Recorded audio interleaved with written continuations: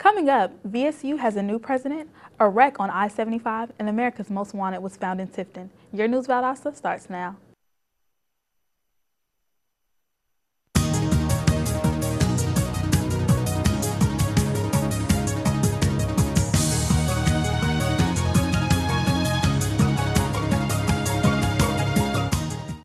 Welcome to News Valdosta. I'm Ashley Davis.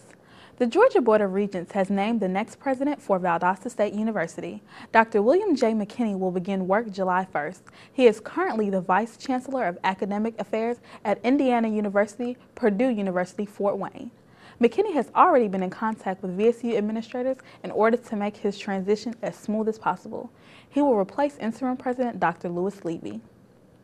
19-year-old Terrell Reiser, an inmate charged with murder, apparently hung himself at the Lowndes County Jail this weekend. Reiser had been charged with the murder of Timothy McKinney, whose body was found April 12th. Reiser was arrested for that murder on April 13th. He was alone in his cell when the apparent suicide occurred. The Sheriff's Department and the Georgia Bureau of Investigations are expected to complete their investigation of Reiser's death this week. Shortly after he was featured on America's Most Wanted, Errol Victor was arrested and is now in the custody of officers at the Tift County Jail. Victor was wanted for the murder of his 8-year-old son in 2008. Victor's 37-year-old wife, Tanya, was also arrested while they were hiding out in Tifton. The couple has been on the run since last August, and officials say they have been moving from place to place. The Georgia Professional Standards Commission is not finished with its investigation into cheating at Atlanta schools. Last week, 67 teachers there lost their certification after being accused of violating standardized testing practices. 1- and 2-year suspensions were given to the majority of the educators. 19 of those teachers were in leadership positions and are facing revocation. The commission plans to take on an additional 20 to 30 cases in educator cheating by next month. Southbound lanes of I-75 near Bartow County reopened last night after being closed for nearly 10 hours due to a deadly car crash. A driver of a Ford F-350 crossed the median and ran head-on into a tractor trailer. Both vehicles were engulfed in flames. The driver of the pickup truck, Scott Thurman, was killed in the crash, while the other driver suffered burns to his upper body. Both lanes of I-75 are now open. Coming up, Congress speaks on losing Saturday mail and a look at your local weather. Stay with us. The Valdosta Area Rotary Clubs have united with the First Foundation for Childhood Literacy and the Dolly Parton Imagination Library to mail age-appropriate books to registered children in Lowndes County, ages from birth to age 5. Your local Rotary Clubs are raising funds and taking donations. For more information, call 244-5159. Want you help us? A childhood literacy project of the Valdosta Area Rotary Clubs.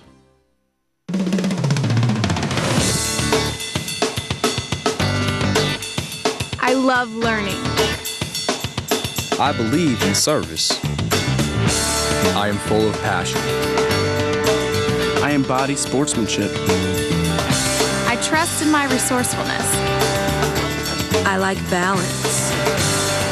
That's why I chose. I chose. I chose. I chose. I chose. I chose Division II. Welcome back to News Valdosta.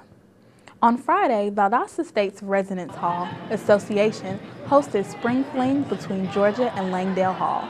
They had inflatables, wax hands, as well as food and mocktails as refreshments. There were prizes to be won, such as sunglasses, as well as Spring Fling t-shirts. The event served as a way to encourage all students to finish out the semester strong. Hundreds came out Sunday to support and raise money for the Refuge House in Tallahassee. The Refuge House is an organization that works to stop domestic violence. This event was held at the Unity Eastside Church for their 3rd annual music festival. About 1,000 people showed up to this event. The Refuge House has raised over $50,000 in the past 2 years. A new documentary premiering in Atlanta is about a 17-year-old that took his own life because of being bullied. Tyler Long was from Murray County.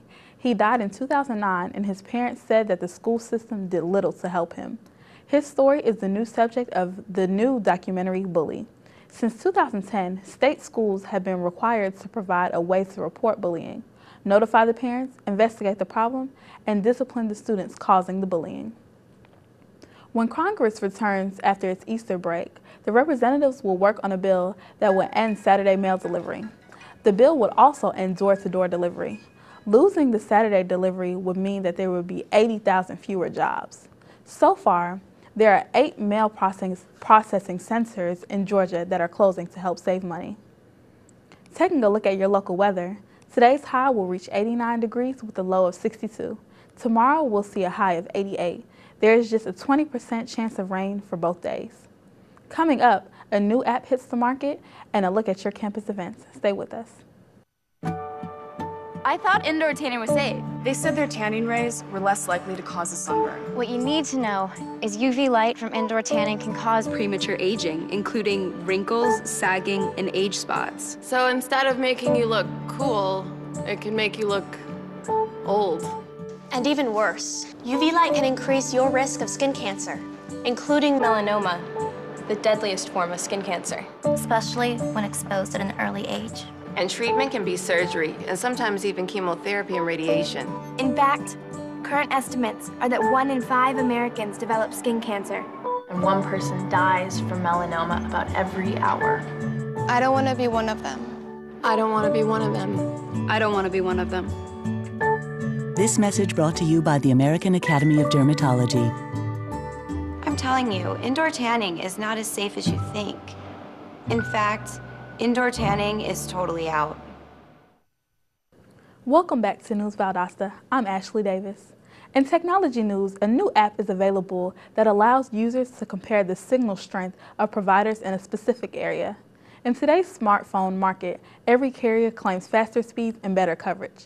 Now, this app can help a user choose which service carrier has superior signal strength and download speeds. The app Carrier Compare could help to sway customers who are on the fence about their service. If you thought Dancing with the Stars was just a top-rated program on television, think again. Valdosta got a taste of its own dance competition this weekend. News Valdosta, Shalonda Martin has more. Valdosta State University's dance department hosted Dancing with the Stars this past Saturday in the Student Union Ballroom. The event was to raise money for scholarships in VSU's dance, theater, and music departments.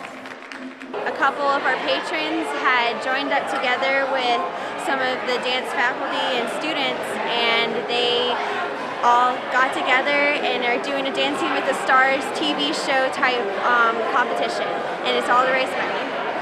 The night consisted of a social gathering, followed by a 3-course meal and plenty of dancing. 9 stars and 9 experts competed in a variety of dances, including the foxtrot, the cha-cha, and the waltz. Patrons were encouraged to vote as the couples competed for the Audience Favorite Award. And in between those dances and voting, audience members hit the dance floor to show off their own moves. This event grossed out over $30,000 for scholarships, and Mr. Eric Nielsen, program coordinator, hoped to make this an annual event. Preparation, Valdosta's Dancing with the Stars had a grand turnout. With News Valdosta, I'm Shalonda Martin. Taking a look at our campus events. In honor of Jazz Appreciation Month, VSU's music department is sponsoring a performance by the Jazz Ensemble tomorrow night. The free concert will feature historic compositions and new arrangements by 2 VSU students. The concert will be at 7:30 p.m. in the Whitehead Auditorium in the Fine Arts Building. The VSU baseball team will host Georgia College tomorrow night at Billy Grant Field. The game is set for a 5:30 p.m. first pitch. VSU is the 28th ranked team in the nation and is tied for the lead in the conference. VSU Society for International Students will host its 36th annual international dinner Saturday night in the Student Union Ballrooms. The dinner will include food from the Americas, Africa, Asia, and Europe. Tickets are now on sale. It is $10 for VSU students with student ID and $20 for non-VSU students. Children under the age of 5 are free. The VSU softball team racks up 4 more wins this weekend. The top-ranked Blazers beat West Alabama and West Florida this weekend to improve to 41-2 on the season. VSU has won 35 straight games and is 24-0 in Gulf South Conference play.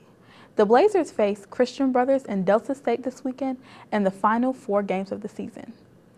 Thanks for watching News Valdosta. I'm Ashley Davis. Have a good day. We'll see you next time.